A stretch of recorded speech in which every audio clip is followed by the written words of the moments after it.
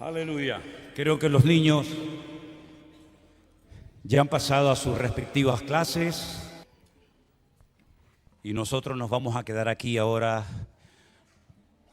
a recibir la palabra de nuestro buen Dios. Aleluya. Ya hemos escuchado los anuncios, hemos cantado, hemos alabado al Señor, nos hemos preparado. Ahora me gustaría que cerráramos un momentito nuestros ojos. Gracias, Señor. Gloria a ti, mi Dios. Y que el Señor nos hable a todos en esta tarde a través de su hermosa y bendita palabra, como siempre, ¿verdad? Nos ponemos delante de tu presencia, Señor, abriendo nuestros corazones a ti y pidiéndote, Dios mío, que tú en esta tarde nos hables y nos ministres y nos hables, como siempre, directamente a nuestras vidas, nuestras necesidades, y al mismo tiempo que tu palabra traiga salud, fortaleza, ánimo, renuevo, y que en el nombre de Jesús podamos disfrutar de este tiempo de estudio, de reflexión en torno a tu palabra, Señor. Te damos gracias por todo. En el nombre de Jesús, la iglesia dice amén y amén. Gloria a Dios. Yo quisiera llevarles en esta tarde a un versículo que se encuentra en la carta del apóstol Pablo a los Efesios. La carta de Pablo a los Efesios en el capítulo 5, el versículo 27, hablando Pablo acerca de la iglesia, del cuerpo místico de Cristo. Él dice que a esa iglesia, a ese conjunto, a ese grupo de hombres y mujeres que han recibido a Cristo como su Señor y Salvador personal, llegará el día en el que Él quiere, como dice la Biblia en el Apocalipsis, celebrar una boda, las bodas del Cordero. Y quiere encontrarse a esa iglesia, quiere presentársela a sí mismo como una iglesia gloriosa. Una iglesia que dice que no tuviese mancha ni arruga, ni cosa semejante, sino que fuese santa y sin mancha. Ese es el objetivo de Cristo con la iglesia, contigo y conmigo. Es decir, que si en nuestra vida en un momento determinado hay manchas, hay arrugas, Él las quiere eliminar. Estas son palabras de Pablo hablando acerca del deseo que Cristo tiene de encontrarse con una iglesia con estas características. Jesús nunca dijo eso. Jesús nunca pronunció estas palabras. Son palabras, son reflexiones de Pablo, gran conocedor del corazón de Dios. Y entonces él dice que lo que el Señor realmente anhela es encontrarse con ese tipo de iglesia. No con una iglesia rota, dividida, sucia, deteriorada, cansada, destruida, sino con una iglesia gloriosa, una iglesia alegre, una iglesia restaurada, bendecida, fuerte, sin mancha y sin arruga. Yo solamente he encontrado en la Biblia 2 versículos donde aparece la palabra arrugas. Por cierto, ¿hay alguien aquí que tenga arrugas? No se preocupen por las arrugas de la piel. Las arrugas de la piel yo las considero las medallas que ganamos en la guerra diaria de la vida. Así ahora te gustan más, ¿no? Son medallas que nos da la vida. De las arrugas que te tienes que preocupar son de las arrugas del alma. Esas son a las que les tienes que prestar atención. A las demás, ni caso. Dice que con una excesiva exposición de la piel al sol, la piel se deteriora y se arruga, ¿no? Incluso le pueden salir hasta manchas. Y hay todo tipo de cremas, hay un mundo. Yo cuando, no quiero dar demasiados detalles, pero cuando viajamos a Israel, hay un momento en el que las mujeres que van con nosotros a los viajes se vuelven locas. No es, por cierto, delante del muro de los lamentos, ni delante de la tumba vacía de Cristo, sino es en una tienda de cremas en el Mar Muerto. Ahí es donde las mujeres se vuelven locas y tienes que decir, vamos hermana, vamos, que se hace tarde, y no hay manera. Y entonces vienen los expertos en cremas y empiezan a decir, no, porque esta crema es para esto y esta crema es para lo otro. Hay una que es como un barro que te echan y luego te pasan un imán y se va todo. Y dice que cuando te pasa el imán se va el barro y las arrugas. Entonces tú ves a las hermanas comprando kilos y kilos y botes y toneladas de esas cremas, ¿no? Yo le digo, pero hermanas, no se preocupen, si ahora vamos a ir a Calia. Calia es una playa que está en el Mar Muerto y ustedes pueden coger barro del fondo, lo meten en una botella, se lo llevan en la maleta y se lo llevan a su país. No se apuren, pero no hay manera. La crema del día, la crema de la noche, la humectante, la reflectante, yo qué sé, no quiero decir porque no tengo la terminología, pero ustedes saben, ¿verdad?, lo que estoy diciendo, ¿no? Si subiera cualquier hermana aquí arriba, nos daría una clase espectacular, ¿no? Esta es para esto, esta es para lo otro y tal.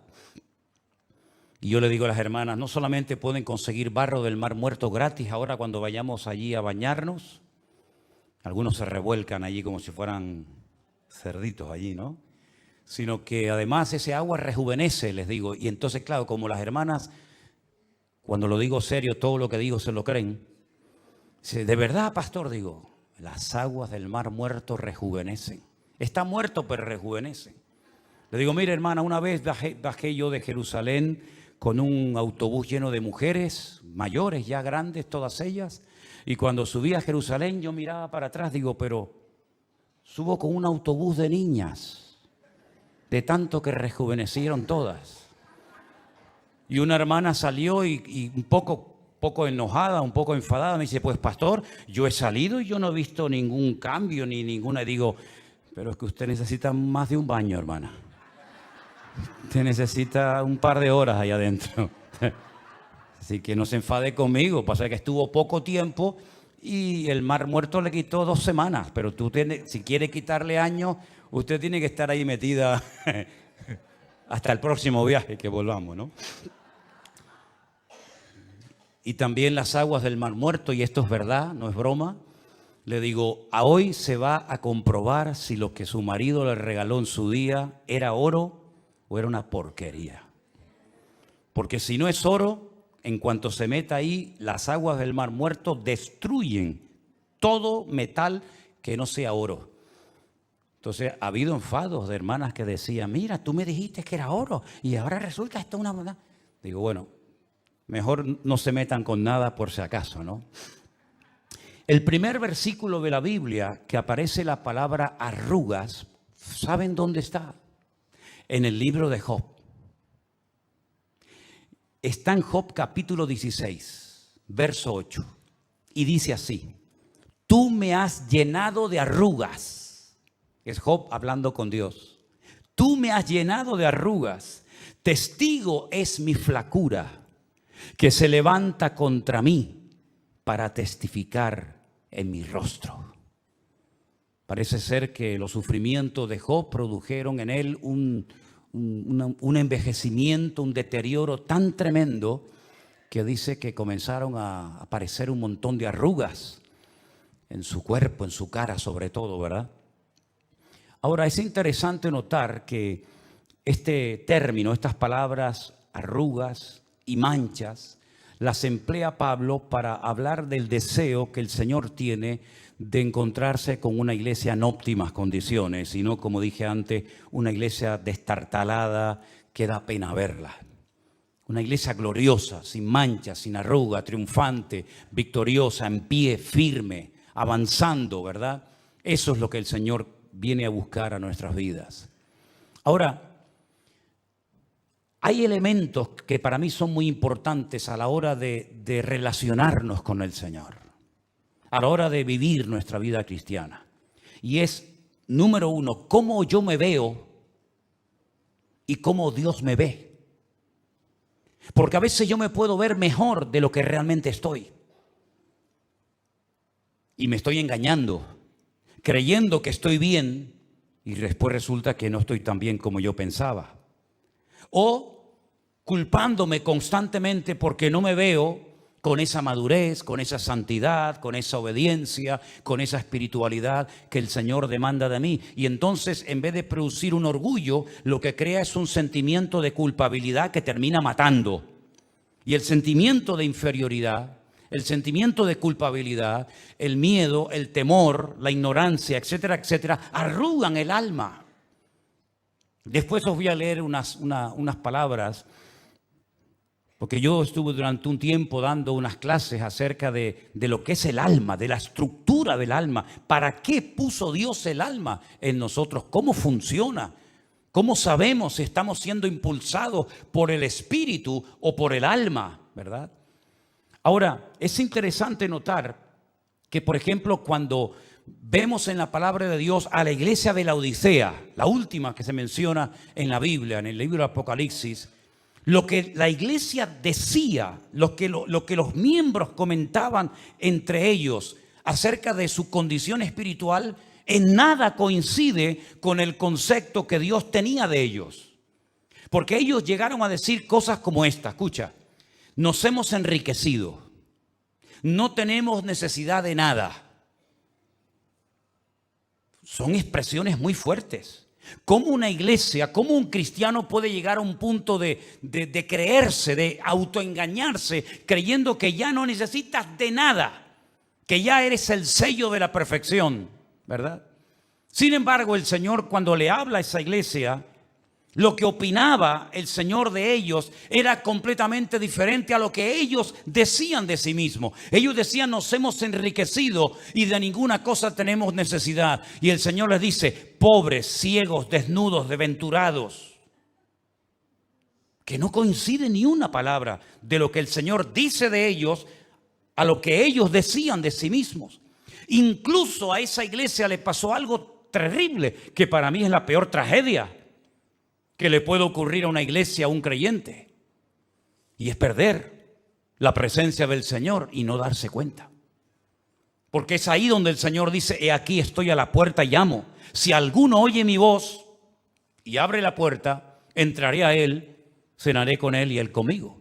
Es decir, que hasta llegaron a perder la presencia del Señor y no se habían dado cuenta. Creían que no tenían necesidad de nada. Y sin embargo, lo más importante que puede tener una congregación, que es la presencia, la gloria del Señor, la habían perdido y no se habían dado cuenta. Lo mismo que le pasó a Saúl, lo mismo que le pasó a Sansón, lo mismo que le pasó en un momento puntual a José y María, cuando dice que volvían al hogar donde tenían que vivir, donde ellos estaban. Y dice que el niño se les perdió. Bueno, yo creo realmente que los que se perdieron fueron ellos. Porque el niño estaba donde tenían que estar ellos también. Porque la fiesta es verdad que duraba 7 días. Pero cuenta la historia que los que verdaderamente amaban al Señor y los que verdaderamente querían darle más al Señor de lo que Él pedía, se quedaban un día más. Es decir, que la mayoría, la masa se iba al 7º día. Había trabajos, había animales, había ganadería, había muchas cosas, pero los que realmente amaban al Señor se quedaban un día más. Y mira por dónde José y María se fueron al 7º día. Y a los 3 días se dieron cuenta de que Jesús no estaba entre ellos. José pensaba que estaba con María, María pensaba que estaba con José. Los dos se equivocaron, tienen que dar marcha atrás y el niño Jesús estaba en el templo diciendo, en los negocios de mi Padre me es necesario estar. Es decir que una cosa es lo que uno diga de sí mismo, no, yo estoy bien, yo estoy firme, yo estoy bien alineado con el Señor. Eso es lo que tú dices y otra cosa es lo que el Señor diga con nosotros. Así que lo que tenemos que averiguar siempre, asegurarnos bien, es si lo que yo pienso de mí mismo coincide con el concepto que Dios tiene de mí. Porque si no coincide, lógicamente el equivocado soy yo y no es nuestro Dios. Amén, hermanos. Ahora bien, ¿qué puedo hacer yo en un momento determinado como iglesia, como creyente a nivel individual, para evitar que manchas o arrugas se peguen a mi vida, a mi comunión con el Señor. Bueno, hay algo muy interesante de esta palabra, y es que la palabra arruga es una palabra que viene del verbo ruó en griego. La palabra en sí es rutis. Rutis en griego es arruga, pero viene del verbo ruó, que significa juntarse a algo. Algo que se adhiere, que podías haber evitado que se te pegara, pero por estar demasiado tiempo con esa persona o en ese ambiente, en ese lugar, se te ha pegado. Es como si entras, no sé, en un ambiente contaminado de humo, donde hay fuego, y al final te vas y la gente dice, oye, tu ropa huele a humo. Es que has estado en una hoguera, has estado expuesto donde hay fuego. O como aquellas personas que dice que estaban en la casa donde el Señor Jesucristo fue ungido con aquel vaso de alabastro y aquel perfume de nardo costosísimo, y dice que toda la casa, incluidos los que estaban dentro de ella, lógicamente, dice que se impregnaron con el mismo olor de la casa, es decir, con el mismo olor que desprendía Cristo. Es decir, que si tú estuviste ese día en esa reunión, cuando Cristo iba por la calle, la gente lo olía a nardo puro, y los que estaban con él, aunque no fueran de sus discípulos, por haber estado allí ese día con el Señor, también salieron oliendo al mismo aroma, al mismo perfume del Señor Jesucristo. Eso es ruó en griego. Es el juntarte a algo que se te impregna, que se te pega en tu forma de hablar, en tu forma de expresarte, en tu forma de comportarte en la vida. Y eso son las arrugas de las cuales habla la Biblia. No es ningún pecado tener arrugas, ni mucho menos. Ya te dije antes que son como medallas, ¿no?, que nos da la vida. Pero lo que está bien claro es que hay cosas que nosotros como creyentes debemos de evitar. Ciertos lugares, ciertas amistades, ciertas relaciones. Por ejemplo, una vez Pablo mandó una carta a la iglesia de Corinto y parece ser que lo malinterpretaron. Parece ser que entendieron mal lo que Pablo quiso decir. Y entonces él dice, vamos a ver, yo no les dije en ningún momento que no os juntéis con ningún fornicario. Yo no enseñé eso. Yo no les dije que nunca se juntaran con un idólatra. Yo nunca les dije que se juntaran con un malediciente o con un pecador. Dice, porque si yo les hubiera dicho eso, que no os podéis juntar con ningún tipo de pecadores, entonces tendríais que salir del mundo, porque todo el mundo es pecador y todos de alguna manera u otra han pecado. Yo lo que les dije, y ahí viene la aclaración, yo lo que les dije es que no os juntéis con ninguno que, llamándose hermano, ¿te das cuenta el matiz? Con ninguno que, llamándose creyente, seguidor de Cristo, hijo de Dios, fuere esto, aquello, y ahí menciona una lista de pecados tremendos. Dice, y lo tenéis que hacer para que se avergüence y se dé cuenta el mundo de que no todos somos iguales. ¿Se dan cuenta? Es decir, hay cosas que nosotros podemos evitar y debemos de evitarlas. Es nuestra responsabilidad personal como creyentes evitar ciertos ambientes, ciertos lugares, ciertas cosas. Como dice la Biblia, todo me es lícito, pero no todo conviene, evidentemente. Ahora bien, hay cosas que debemos de hacer para evitar que nuestra vida se arrugue, para evitar que nuestra alma se deteriore. Miren, el Señor me permitió publicar este libro. Perdonen que yo no estoy haciendo propaganda del libro. Yo lo que estoy diciendo es que aquí en este libro de Educación Cristiana número 2, yo estaba leyendo hoy algo que enseñé hace años aquí en la iglesia y dije que según leemos en la palabra de Dios en la Biblia, el alma también se enferma. No solamente la mente, no solamente el cuerpo, sino que también el alma, la parte anímica del ser humano, también se enferma. Y a veces en las iglesias hay gente enferma del alma y no lo saben.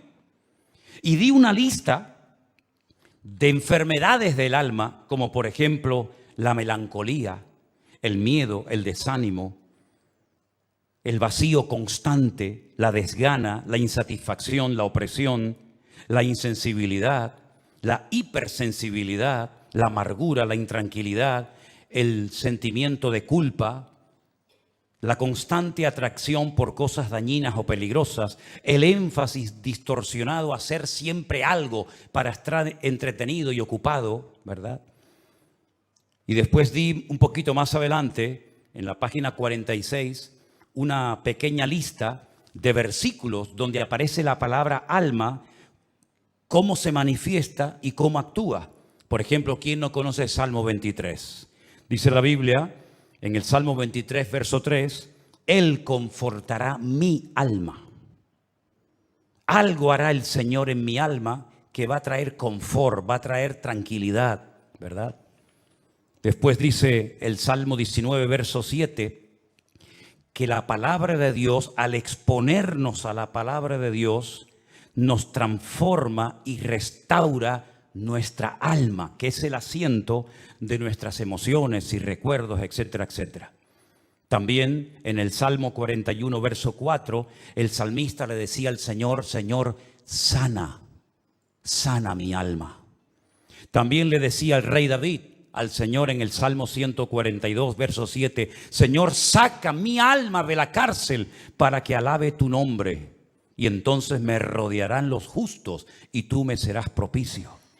El Salmo 42, quien no lo conoce de memoria. Mi alma tiene sed de Dios. ¿Cuándo vendré y me presentaré delante de Él?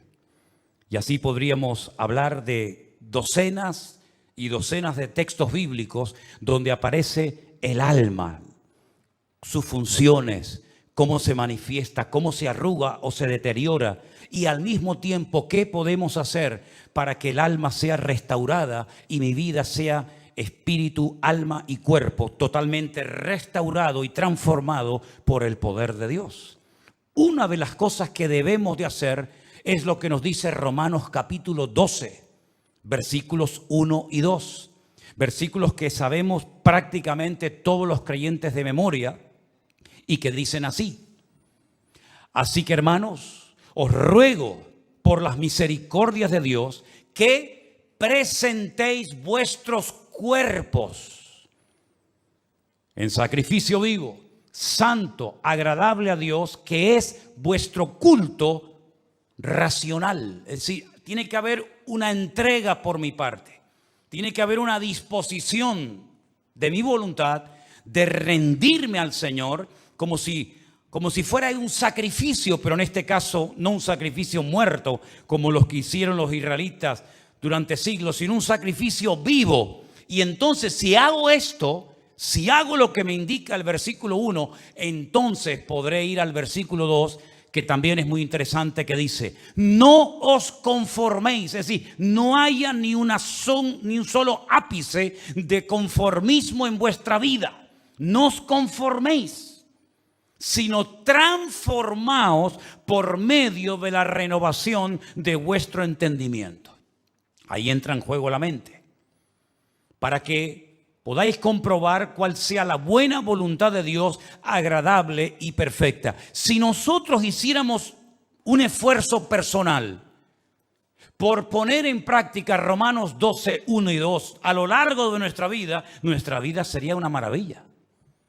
Porque estaríamos constantemente ocupados, no preocupados, sino ocupados en lo que el Señor nos demanda a todos y a cada uno que tenemos que hacer. Presentarnos delante de Dios, renovarnos espiritualmente, mentalmente. Y de esa manera iríamos comprobando paulatinamente, progresivamente, cuál es la voluntad de Dios para la vida de mis hijos, para mi trabajo, para mi matrimonio, para mi ministerio, para la iglesia. Y no estaría siempre diciendo, ¿y ahora qué hago? ¿Y voy o no voy? ¿Me callo?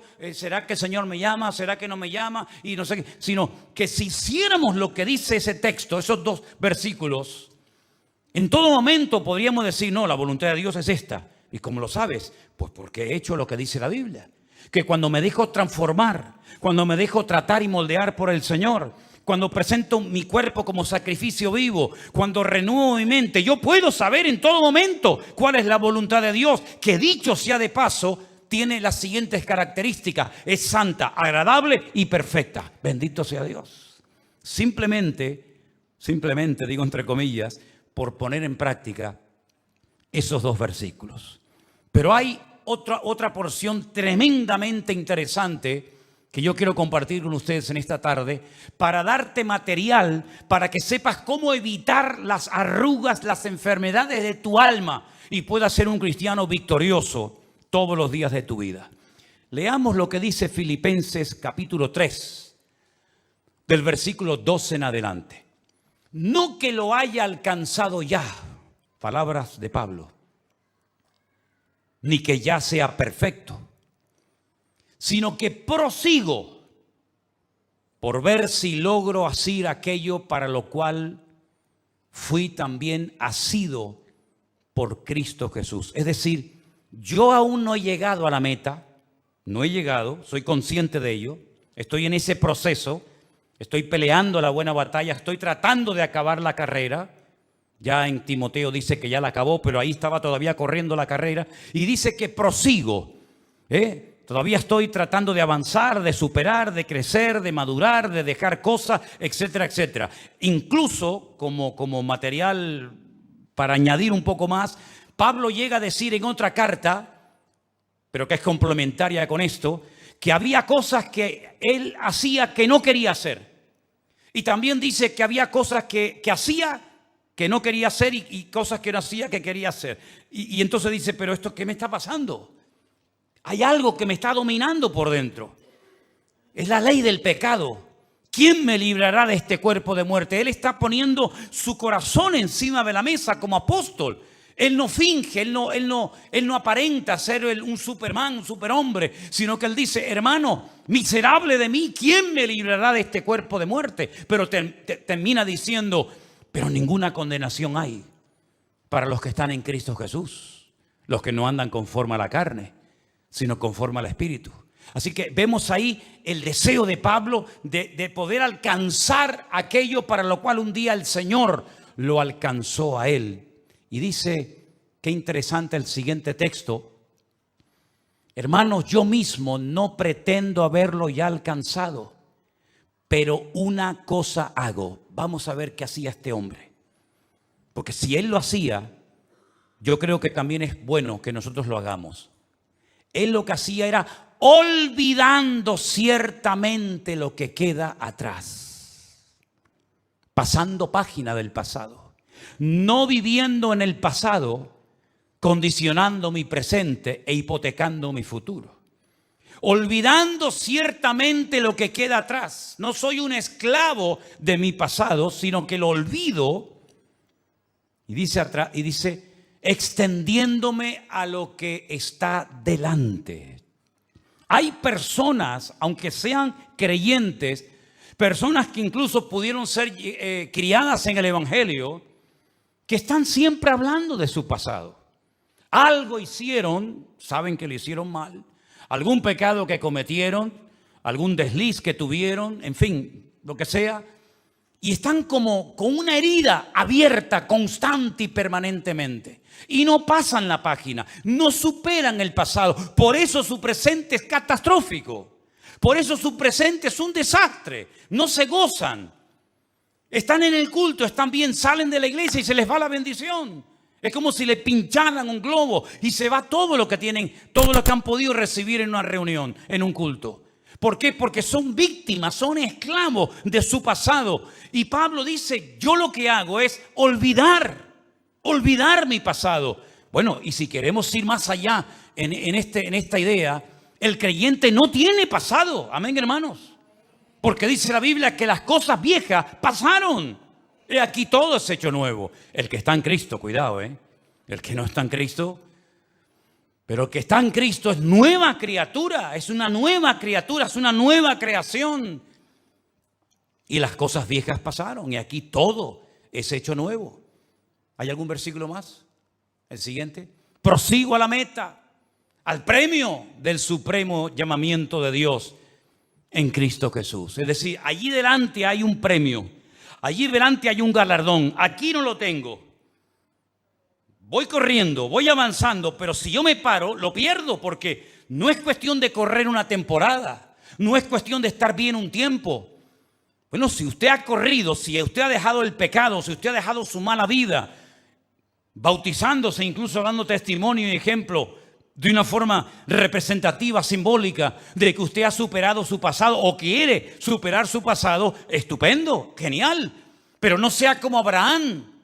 Hace poquito hablábamos de él, ¿se acuerdan? Dice la Biblia que Dios le dijo a Abraham: sal de tu tierra y de tu parentela a la tierra que yo te mostraré. Hermano, más claro agua. No hay que saber ni arameo, ni griego, ni hebreo para entender este mandato. Sal de tu tierra y de tu parentela a la tierra que yo te mostraré. Ya está, esto lo entiende cualquiera, aunque lleve 2 días en el Evangelio. Sale de su tierra, pero no cumple la otra parte. Sale con su padre, sale con su hermano, sale con su sobrino. Es decir, pero esto no es lo que yo te dije, Abraham. Yo te dije que salieras tú solo con tu mujer, pero no con todo este séquito, no con toda esta gente. Bueno, comienzan a avanzar, llegan a un lugar llamado Harán, ¿se acuerdan? Mitad de camino. Entre Ur y Canaán, la mitad se llama Harán. Pero es que ese lugar no se llamaba Harán. Harán era un hermano de Abraham que murió en Ur de los Caldeos, ¿se acuerdan? Era Nacor, Harán y Abraham. Nacor sale con su padre Taré, con su hermano Abraham, pero Harán se muere. Y entonces llega el padre y no sé lo que le pasó, le entró nostalgia, víctima del pasado, el dolor, la herida de haber perdido un hijo. Seguramente diría: ay, cómo me gustaría que alrededor de esta fogata, alrededor de este fuego, escuchara esta conversación mirando a las estrellas y viendo cómo el Señor ha creado todo. Cómo me gustaría que estuviera mi hijo Harán. Qué bonito sería que Harán estuviera con ustedes también. Sí, es muy bonito, pero Harán ya murió, papá. Ya no está entre nosotros. Harán murió. Lo dejamos en Ur de los Caldeos. Bueno, pues entonces, como no me lo pude llevar, sino que dice que lo enterró allí, a esta tierra, a este territorio, para recordar siempre a mi niño, a mi hijo, lo voy a llamar Harán. Y dice que en Harán llegaron y se quedaron. Pero esa no era la voluntad de Dios. Cumplió a medias el llamado. El capítulo siguiente dice: pero Dios había dicho, tiempo pasado, pretérito, Dios había dicho: sal de tu tierra y de tu parentela a la tierra que yo te mostraré. Luego Abraham tiene que despedirse del padre, tiene que despedirse de su hermano, pero otra vez se lleva a otro que no tiene llamado de Dios. En este caso Lot, su sobrino, que al final también terminó mal aquello, se tuvieron que separar por el camino. Eso es lo que son las arrugas, es juntarte o dejar que se pegue algo a tu vida que no forma parte de tu herencia espiritual. ¿Para qué te tienes que llevar a tu padre? Si yo te dije que no te lo lleves, ¿para qué te tienes que llevar a tu sobrino? Claro, ya eres mayor, a lo mejor tu sobrino te echa una mano y tal, pero olvídate de eso. Yo estaré contigo, tú serás de bendición a todas las familias de la tierra, pero estas condiciones, si no las cumples, la bendición no viene. Y hay bendiciones que a veces vienen a nuestra vida, y seamos sinceros, sin buscarlas y sin pedirlas. Pero hay otras muchas bendiciones que vienen por pagar un precio. Y en este caso, nosotros tenemos que pagar el precio de la obediencia absoluta a nuestro Dios. Mira, para ser más directo y más claro, tú no necesitas hoy por hoy de nada ni de nadie para vivir una vida cristiana victoriosa. Así de claro. ¿Cómo que de nadie? ¿De nadie? ¿A quién necesitas tú para ser un buen marido? Bueno, a mi esposa. ¿Y si no viviera? ¿Y si no tuvieras hijos? ¿O si no tuvieras marido? Tu vida se destruye. No hay propósito, no hay sentido, no hay deseos de vivir, no hay llamado, no hay santidad, no hay nada. Tú no necesitas de ningún elemento externo. Tú lo único que necesitas es renovarte y transformarte en la presencia del Señor cada día, para que puedas comprobar cada día, cada instante de tu vida, cuál es la voluntad de Dios, santa, agradable y perfecta para tu vida, mi querido hermano. Eso es lo que tenemos que hacer. Desprendernos, dejar atrás el pasado, superar el pasado, dejar de lamernos las heridas. Es que me dijo, es que me hicieron, es que me dijeron. Ya está bien, ya está, déjalo ya, pasa la página. Ahora, cuando yo hablo de la iglesia, muchas veces le he dado muchas vueltas a la cabeza con esto, porque yo digo, pero Señor, si uno observa la iglesia a nivel mundial, la iglesia está muy manchada. Y la iglesia tiene muchas arrugas. ¿Sí o no? Y te va a dar tiempo a ti, con el poquito tiempo que sabemos que falta para que tú vengas, te va a dar tiempo a ti de hacer en poco tiempo lo que no se ha conseguido en 2000 años. Van a hacer falta otros 2000 años para tener una iglesia sin mancha, sin arruga, gloriosa, maravillosa. Bueno, hay un versículo que a mí me da una alegría tremenda en mi corazón. Y está en el último libro de la Biblia, que es Apocalipsis 19, los versículos 7 y 8. Me gustaría que los leyéramos juntos, por favor. Ahí los tiene. Vamos. Gocémonos y alegrémonos y démosle gloria, porque han llegado las bodas del Cordero y su esposa se ha preparado. Y a ella se le ha concedido que se vista de lino fino, limpio y resplandeciente, porque, sigan, el lino fino son las acciones justas de los santos. Como el Señor sabe cómo va a terminar todo esto, tú y yo no lo sabemos.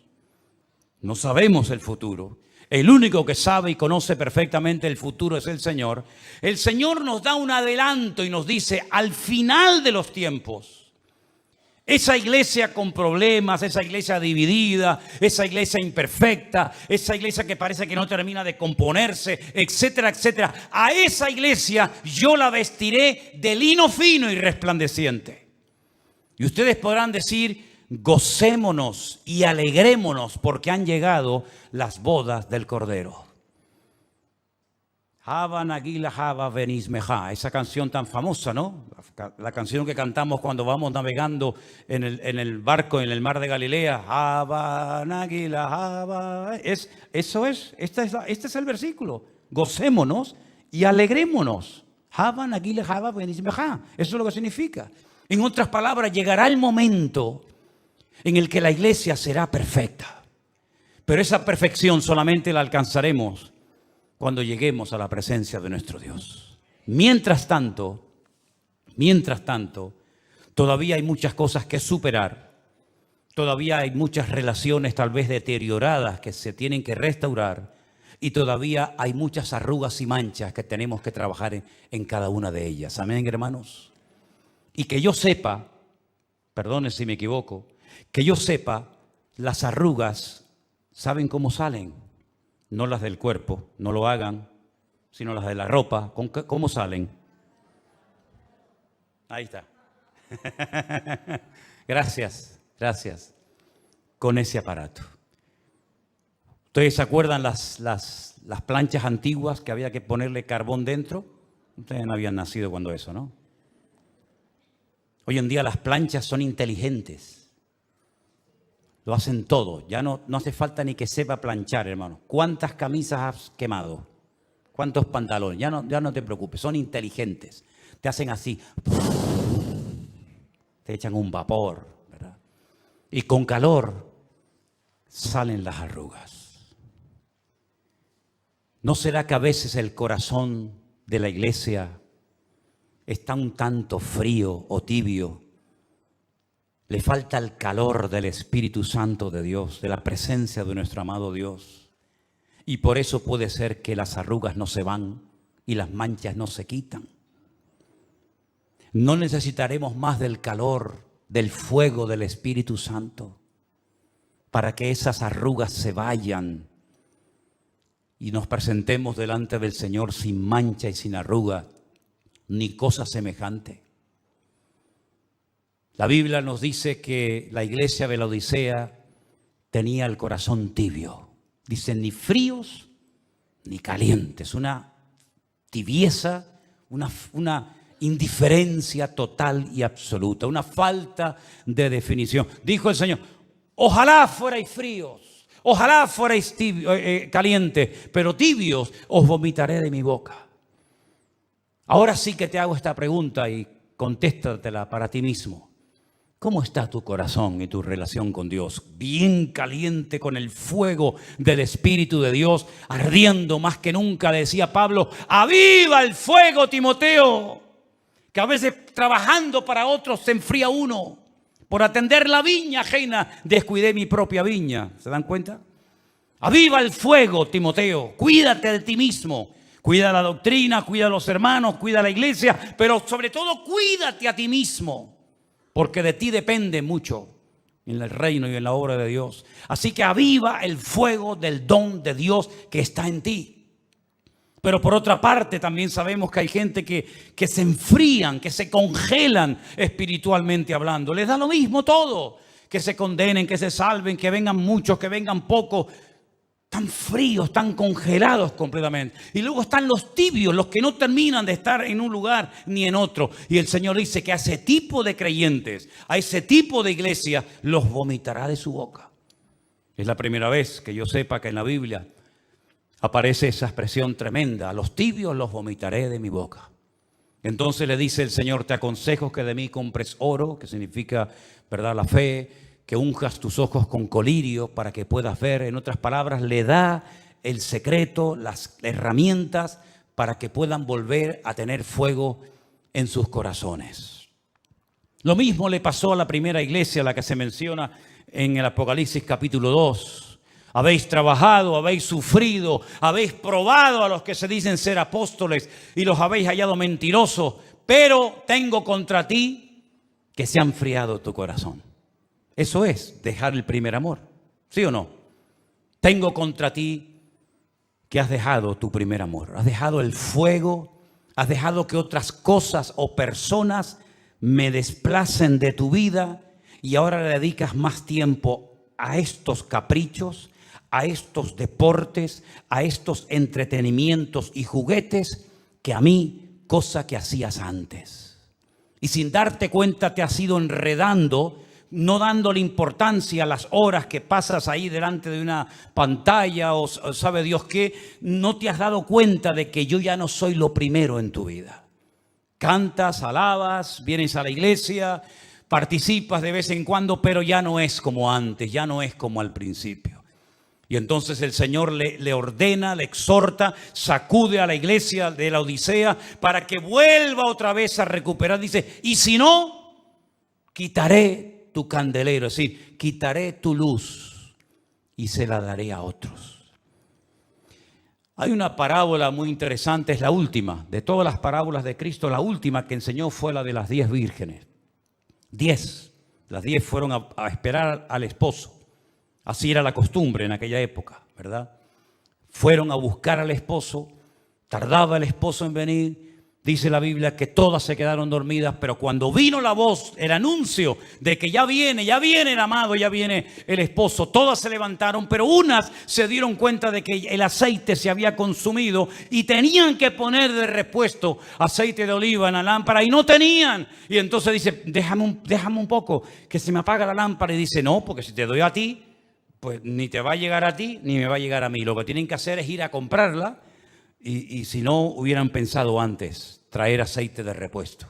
Y dice que cuando fueron y a la vuelta ya se cerró la puerta y fue demasiado tarde. En la vida hay un tiempo para cada cosa. Hay un tiempo para ser padres, hay un tiempo para ser jóvenes, para ser niños, para ser adolescentes. Pablo dice cuando era niño, hablaba como un niño, pensaba como un niño, juzgaba, pero ya no soy un niño, ya soy un hombre. Entonces ya la voz me ha cambiado, mis deseos, mis gustos, mi forma de hablar, mi forma de comportarme. El niño es capaz de estar llorando y a los 5 minutos está riendo o viceversa. El hombre tiene otra consistencia, otra madurez, otra espiritualidad, otro vocabulario, ¿verdad? Otro léxico, tiene una madurez porque ya, oye, pues la vida te va cambiando, ya no es lo mismo como ve la vida que un hombre de 60 años, que un chico de 20 años, que un chico de 14, que un niño de 8 o que un niño de 4, ¿verdad? La vida nos va cambiando y uno mismo también va cambiando, espiritualmente hablando. ¿En qué etapa de tu vida te encuentras? Hay una etapa para ser padres. Y si no aprovechas esa etapa, pues hijo, ya está. Y hay una etapa para hacer una serie de cosas en la vida. Ya llevo otros momentos para decir, ya no es mi tiempo para eso. Ahora le toca a otros. Yo ya hice lo mío, ahora que otro coja el relevo. Como dice Pablo, yo sembré. Yo hice mi trabajo. Oye, ven, riega lo que yo he sembrado y que el crecimiento lo dé el Señor. ¿En qué etapa de tu vida te encuentras? ¿Te estás renovando? Yo siempre he dicho y termino que lo que yo soy, yo tengo que plasmarlo en otro. Yo cuando me muera tengo que dejar pastores. Si yo cuando me muera o cuando no esté en este mundo, yo no he dejado pastores, he cometido el peor error de mi vida. Yo siempre pongo el ejemplo de una iglesia evangélica de aquí, de esta ciudad de Santa Cruz de Tenerife, donde el pastor estuvo más de 40 años al frente de esa iglesia. Y algunos saben de lo que estoy hablando. Más de 40 años al frente de esa iglesia como pastor principal. Cuando este hermano murió, al no haber preparado a nadie, al no haberse reproducido, ¿qué dice el Señor? Cada especie se reproduce o se reproducirá según su propia especie. Eso lo dijo el Señor allí y hasta el día de hoy los leones paren leones, las jirafas dan jirafas, los perros paren perros, los monos dan monos. No es que hay una mutación y ahora los leones están pariendo vacas y las vacas están pariendo cebras y las cebras están pariendo conejos. No, cada uno según su especie, en lo vegetal, en lo material, en todo, en lo animal, en lo espiritual también. ¿Qué eres tú en Cristo? Yo sé lo que soy en Cristo. Si yo no me reproduzco según mi especie, he cometido una equivocación. He sido un pastor estéril que simplemente ha atendido y parido ovejas, pero que no ha preparado pastores para que cuando esta persona termine su carrera, como la terminó Moisés y como la terminó todo el mundo, pues haya continuidad. Porque en el reino de Dios la continuidad, la perseverancia es un elemento fundamental. Entonces yo sé en lo que me tengo que reproducir. Yo tengo que producir el mayor número de obreros y de pastores a lo largo de mi vida. Esa es mi meta. Hoy por hoy, cuando tenía 20 años tenía otra meta. Hoy por hoy esta es mi meta. Pero y tú como creyente, lo que estás haciendo, lo estás reproduciendo en otra persona para que el día que tú faltes, por el motivo que sea, alguien tome el relevo de lo que tú le enseñaste en su momento. Porque Pablo pastoreó la iglesia y tenía que ser una maravilla tener a Pablo de pastor, aunque a algunos tampoco les caía muy bien Pablo. Pero cuando Pablo se fue, dejó a un Timoteo. Cuando Moisés se fue, dejó a un Josué. Cuando Elías se fue, dejó a un Eliseo. El problema fue cuando murió Josué, que no dejó a nadie. Y se armó el caos. La anarquía en el pueblo. Cada uno hacía lo que le venía en gana, dice la Biblia, libro de los jueces.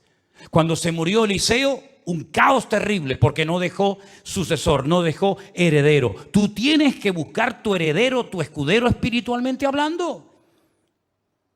Lo que tú estás haciendo hoy por hoy en el cuerpo de Cristo, tienes que reproducirlo en otro, porque si no, se cortará el hilo conductor. Y si hay un elemento fundamental en la Biblia, es que hay un hilo conductor desde el Génesis hasta el Apocalipsis. Es decir, hay continuidad profética, hay continuidad de propósito.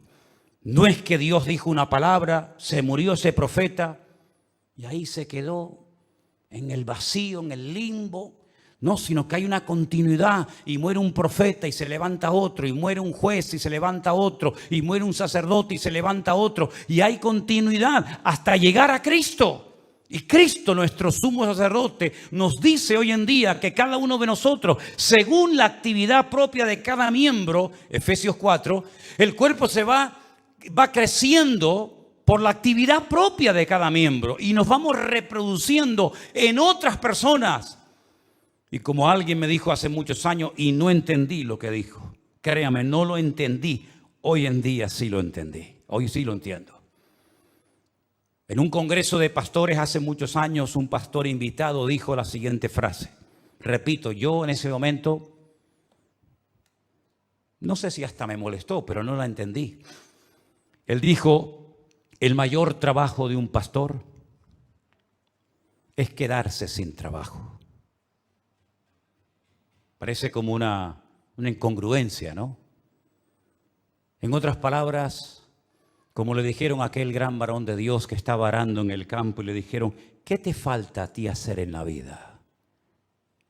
Y dice, a mí, terminar este surco. Ya lo he terminado todo. Pablo llegó a decir, he acabado la carrera. Ya no voy a seguir corriendo, ya corrí bastante. Yo ya he acabado la carrera.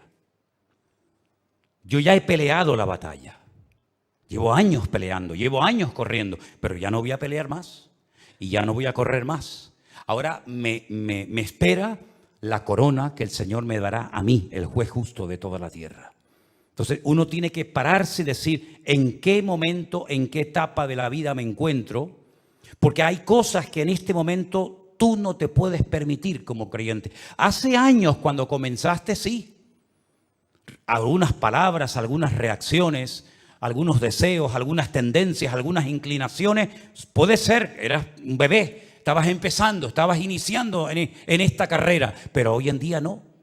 Porque ya hay muchos ojos, ya hay muchas personas que te observan, ya has predicado, ya has cantado, ya te ven en las cámaras, ya te conoce mucha gente cuando sales, cuando entras, ya eres conocido, ya no pasa desapercibida tu vida, ya de alguna manera te tienen en el punto de mira, en la lista te tienen. Y por eso hay una obligación, una responsabilidad por nuestra parte de ir eliminando arrugas y manchas de nuestra vida y poder terminar la carrera y ponernos ese vestido de lino fino y resplandeciente que el Señor le dará a los que venzan y sean fieles hasta la muerte en el nombre del Señor. ¿Cuántos dicen amén?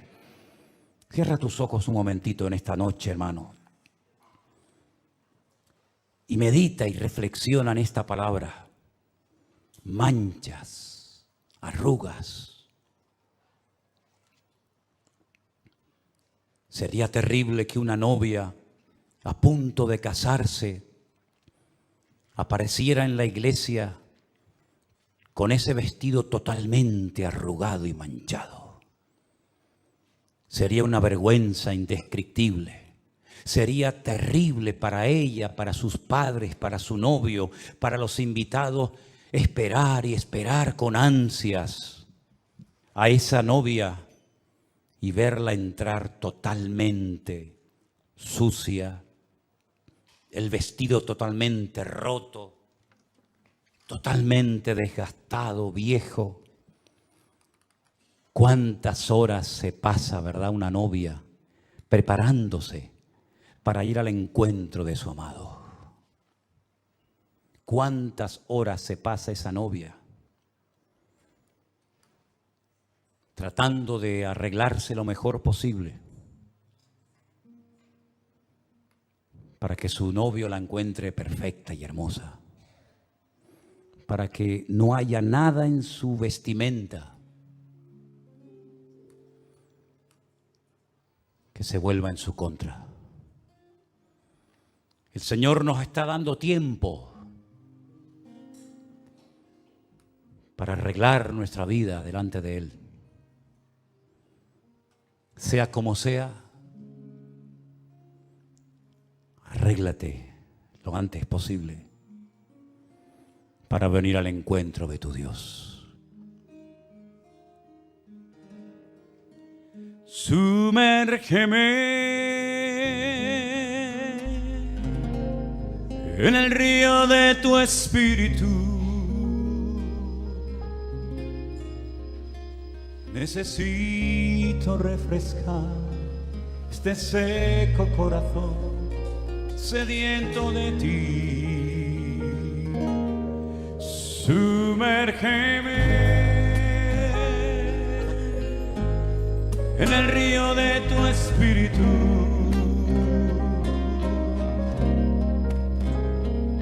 Necesito refrescar este seco corazón sediento de ti. Sumérgeme,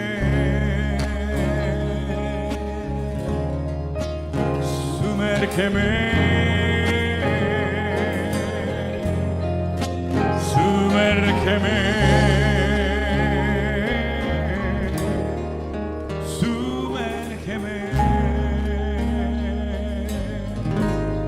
cansado del camino, sediento de ti, un desierto cruzado, sin fuerza se queda, pero vengo a ti. Luché con